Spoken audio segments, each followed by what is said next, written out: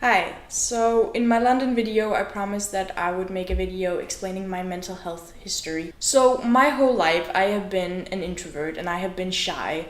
I remember in kindergarten I would like to play by myself and I did that in school as well, and I enjoyed it, but I never felt isolated. And there's a big difference between those two. I like to be alone at times, but I always had friends I could talk to. I enjoyed spending time with them. I wasn't with them every single day after school, but I liked to hang out with them, and I never had any problem with being that way. At least not until I realized that in this world we live in, being an introvert is seen as a really bad thing. Now, I understand that if you seriously cannot be around people, that's a problem, because that's probably social anxiety, and that's definitely a problem.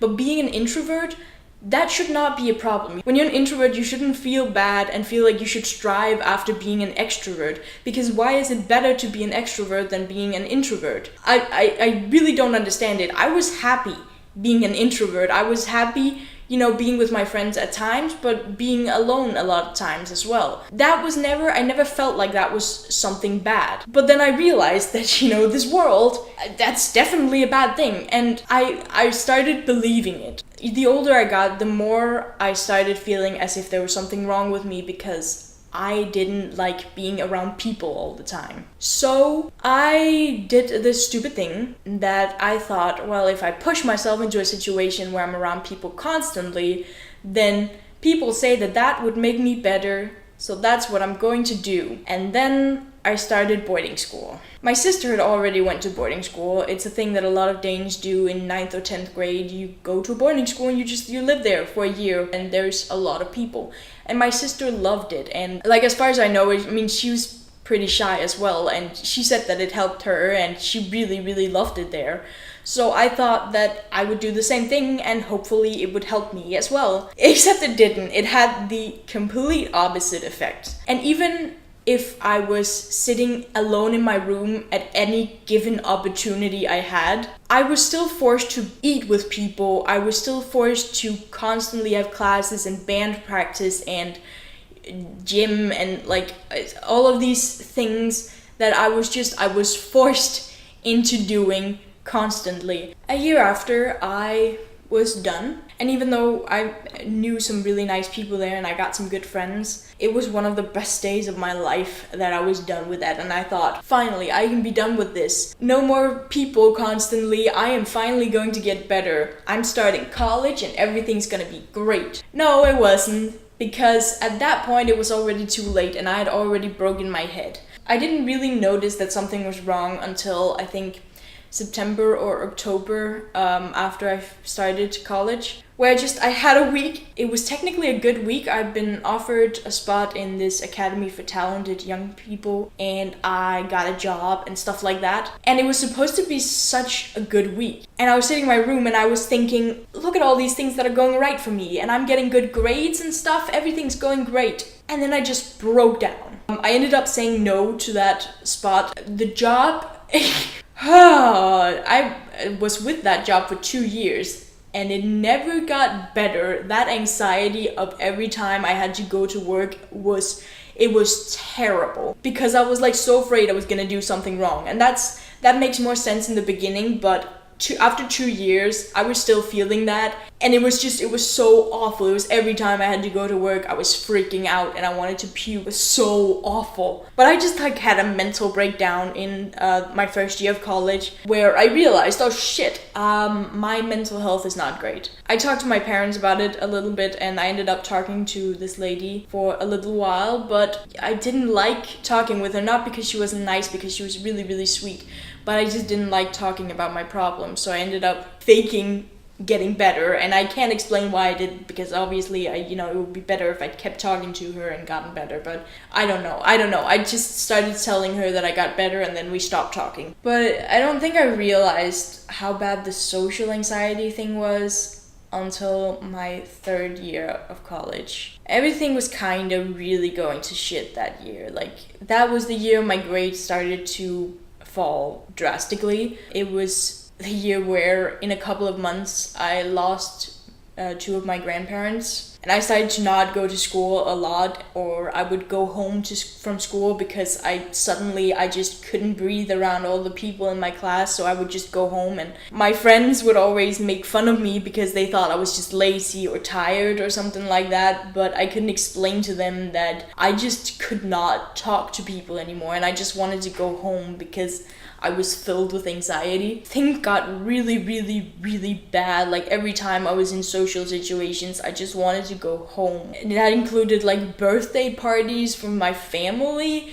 It included being with my closest friends. I think when a lot of people hear the word social anxiety, they think, oh, you're bad in crowds, or you're not good with people you don't know. And that can be social anxiety. I'm not saying that that's not social anxiety. Like some people with social anxiety definitely have it that way. But I personally don't. If I'm alone in a crowd and there's a lot of people I don't know around me, I don't really care that much. But as soon as I'm sitting with 2 to 3 people, can be my closest friends, and I have to have a conversation with them, that's when I start to freak out. I feel like I have to second guess everything I say because I'm so afraid that I say something that doesn't make any sense or is just the wrong thing to say.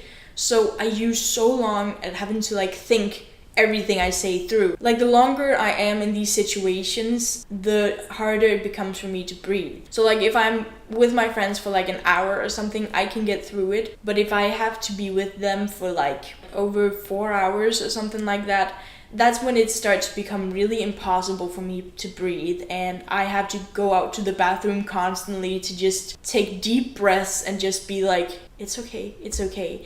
And the longer I get with people, the worse does it get. So if I've been with people for over 7 or 8 hours, I will have to go out and have full-on panic attacks where I'm hyperventilating in the bathroom and tears are running down my face. And I have gotten so good at cleaning my face and making it look like I haven't cried, and I'm getting so good at smiling, and I've gotten so good at telling my mom that I just watched a sad movie or something like that if she asks me if I've been crying.